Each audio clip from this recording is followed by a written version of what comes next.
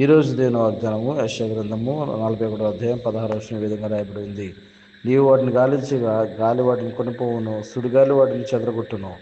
నీవు యెహోవాను బట్టి సంతోషించుదువు, ఇశ్రాయేలు పరిశుద్ధ దేవుని బట్టి అతిశయపడదువు. దేవుడి వాక్యం దీవించి ఆశ్రయించిన గాక. ప్రియమైన దేవుని బిడ్డలారా, మరి 2025 సంవత్సరం జూన్ నెల 2వ తారీఖున దేవుడు ఇచ్చిన వాగ్దానం మనం చూసినట్లయితే, ఈరోజు మరి మన యొక్క జీవితాల్లో మనము వేటిని గాలిస్తున్నామో, మనం ఏదైతే ఈ లోకానుసరమైన ఆలోచనలతో, లోకానుసరమైన ఆశలతో మనం వాటిని గాలిస్తున్నప్పుడు గాలి వాటిని కొనిపోవును, సుడిగాలి వచ్చి వాటిని చెదరగొట్టును.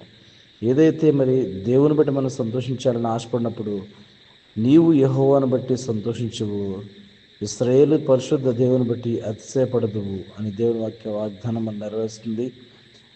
పరిశుద్ధమైన రక్తంతో కడగబడిన మనం అందరము కూడా యేసుక్రీస్తు ప్రభువారి యొక్క శిలువ యాగంలో, శిలువ యొక్క బలియాగంతో మరి మనం అందరము కూడా ప్రభువును కలిగి ఉన్న వారమై, ఈ యొక్క యూట్యూబ్ ద్వారా ఎవరైతే వాక్యాన్ని వింటున్నారో ప్రతి ఒక్కరి జీవితాల్లో ఆయన గొప్ప అద్భుత కార్యం చేయబోతున్నందుకు సమస్తము వారికి మాత్రమే మనము అతిశయపడి యేసుక్రీస్తు నమ్మినందుకు మనము గర్వించవలసిన వారు ఉన్నాం.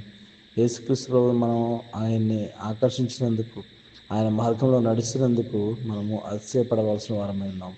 అటువంటి కృప మీ అందరికీ దేవుడు దయచేయాలని పరిశుద్ధమైన దేవానికి స్తోత్రాలు చెల్లిస్తున్నాం. సమస్తమును మీ చిత్తానుసారంగా జరిగిస్తున్న దేవుడు, సమస్తమును మీ యొక్క మాట చొప్పున మా జీవితాన్ని కాపుదల ఇస్తున్న దేవుడు. నన్ను ఎంతగానో కాపాడుతూ వస్తున్నావయ్యా. నీ కాపుదలు మాకు ఇస్తున్నావయ్యా, నీ యొక్క భద్రత మాకు ఇస్తున్నావయ్యా. నీకు వందనాలు చెల్లిస్తున్నావు రాజా. నువ్వు మాత్రమే మమ్మల్ని క్షమించేవాడవు, నువ్వు మాత్రమే మమ్మల్ని దీవించేవాడవు, నువ్వు మాత్రమే మమ్మల్ని అతిశయించేలా చేసేవాడవు.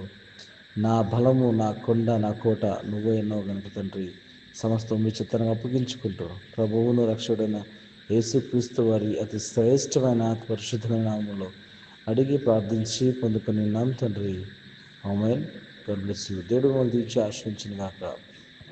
అందరికీ వందనాలు. Praise the lord.